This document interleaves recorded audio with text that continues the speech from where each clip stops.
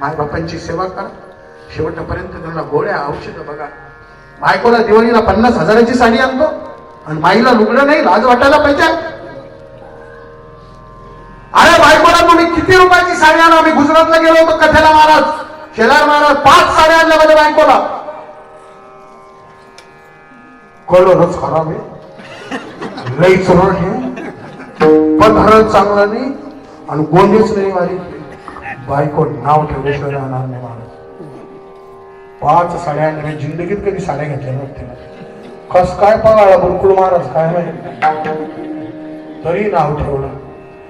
पण बायकोला जर 50,000ची साडी आणताना येताना दिवाळीला माईला आणि बापाला 200 रुपये मीटरचं कापड आणि माईला जर 200 रुपयाचं लुगडं आणलं ना, पुऱ्या पिशर मध्ये फिरण तुळसाबाई लेवकाना घेतलंय. लेवकाना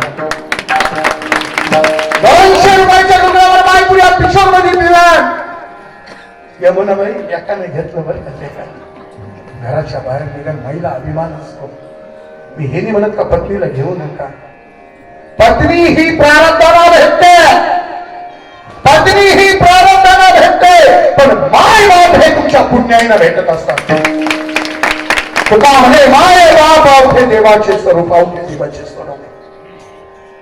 जो माय बापाची सेवा करते तुम्ही किती परमार्थ करा, हरिपाठ करा, तुम्ही कितीही काही करा, तुमच्या पुण्यात लाभ होणार नाही. जिचे माय बाप दुखी त्याला नरकातच जागा आहे. नारदाच्या गादीवर सांगतो, नारदाच्या गादीवर दिवाळी